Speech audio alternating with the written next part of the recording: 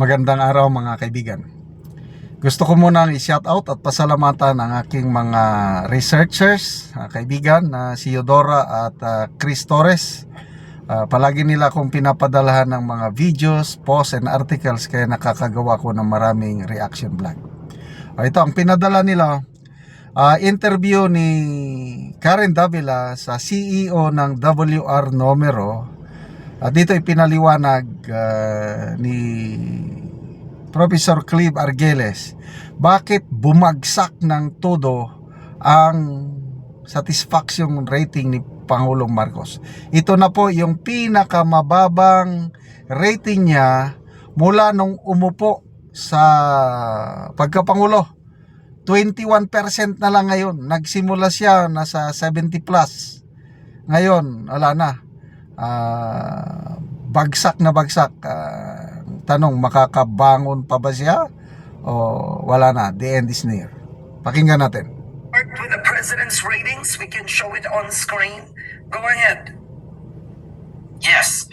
So in our latest survey, we find that only 21% of Filipinos reported that they are satisfied with the president's performance. So that's around 1 in 5 Filipinos, and this is a big decline for the president because his satisfaction in August is at 35%. So actually, you see here a more than 10 percentage points yung decline. It's a 14 percentage points na decline from August to November, and this is actually his lowest since he took office and since we started this survey at WR Numero, 21%. The dissatisfaction rating also increased. It's also at its highest since he took office. It's now at 47%.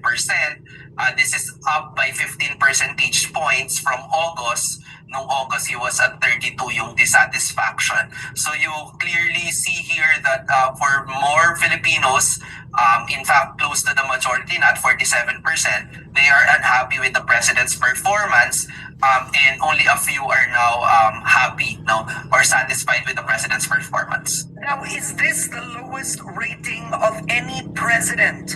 I mean, at least after martial law, a midterm.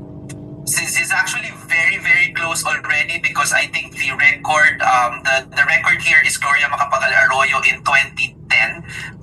She was at 16% satisfaction rating, and prior to that, it was also Arroyo in 2008 at 22%.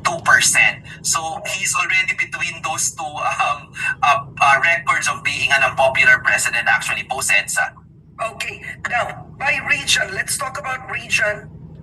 Yes, so there is definitely a regional dimension to the story of the president's performance. You see that the dissatisfaction is concentrated in the bailiwick of the rival in Mindanao. So as many as 47% actually said that they are unhappy with the president's performance. That's in Mindanao, and 19% strongly dissatisfied with the president's performance. So a majority of those who are in Mindanao clearly are no longer happy. 66% na to sa Mindanao.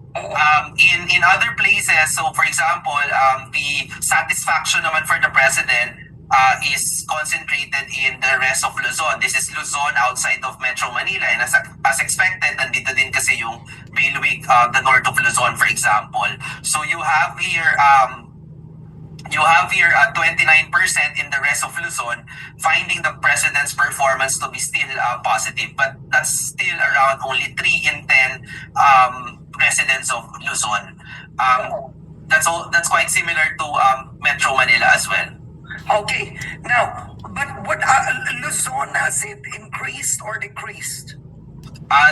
Across all areas, actually, he's experiencing an increase in dissatisfaction and a decrease in satisfaction, pero the direction is quite different. In Visayas, in Mindanao, it's people who were previously undecided or satisfied who's moving to the direction of dissatisfaction, So lumaki talaga yung dissatisfaction dyan.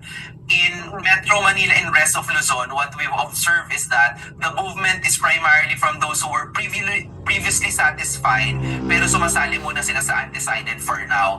And this is why bumaba yung satisfaction ratings niya in these areas. All right, now we can run through very quickly, as we have a lot to discuss, the age group and income class and factional partisanship. So let's go quickly by age group. Which age group is the most dissatisfied? Yes. So in the case of the president's performance, the younger the age group is, the higher share na merong dissatisfied. So his dissatisfaction is concentrated among the 30 and below group, millennial, Gen Z, dyan, actually, But why do you think, considering it was the president who started this whole anti-corruption flood control campaign? So technically, you would think the younger generation would see him as an anti-corruption crusader. But that's so ironic. Yeah, what's actually interesting here is that we also asked the Secretary the question of who do they think is most responsible or accountable for the flood control mess. Oh. And what we've learned from the survey is actually it's a plurality. It's a tie between President Marcos himself, 31%. That's the topmost response, followed by DPWH and DPWH and DBM and other government agencies, also at 31%. So when I look at this, I see that people do really see that the accountability is still with the national government. And who heads the national government but the president himself? So mukhang even though he was the key, in a way, a whistleblower in this regard, he's still being penalized by the public by this particular scandal. And even among the 30 and below group, if you disaggregate it by age group, in the 31 to 59, they say DPWH, DBM yung most responsible. 60 and above nga, it's the contractors, it's the couples like the Diskaya. But in 30 and below, the top response is President Marcos at 35%. Yeah, because at the end of the day, the president signed the 2025 budget, right? That was perceived to be one of the most corrupt. Pinirmahan pa rin niya ito. So yun ang pananaw. So ang tanong ko lang, yung below... So, yun po. He's becoming the most unpopular president in the Philippines. Parehas sila ni Gloria Arroyo. Kasi yung 21% na satisfaction rating niya is lowest of all time. Parehas sila ni Gloria Macapagal Arroyo. At ito, yung ni-reveal sa survey is mga Gen Z dissatisfied sa performance ng Pangulo. 31% nagsasabi na siya ang mananagot, siya ang utak sa flood control mess kahit siya yung whistleblower kuno.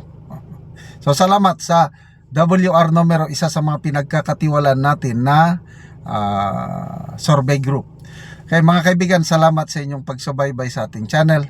Nakakatulong kayo ng malaki sa tribong Talanding ng Bukidnon dahil ang income natin sa channel ito pantulong po sa tribo. Namimigay tayo ng libreng yero at pako para makapagpatayo itong tribo ng mas maayos na tirahan. Panoorin nyo ang video na ito. Karon mo na ni si Kuya taga send aron makabalay siya. Salamat sa agihatag nga sin. Hindi dagit kumaulanan.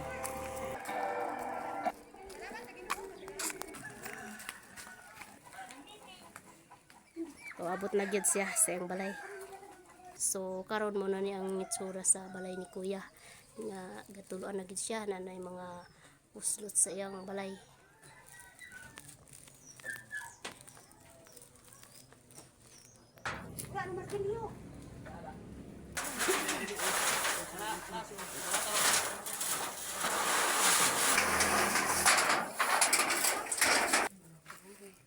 So mag-atop na gyud si Kuya karon.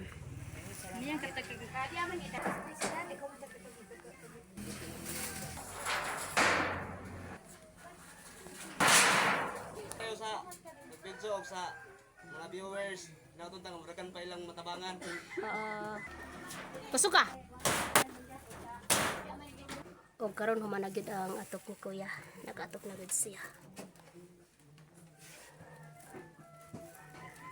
O karon kuya, unsa imong masulti nga natagaan na mo yero nga nakaatop na gyud mo?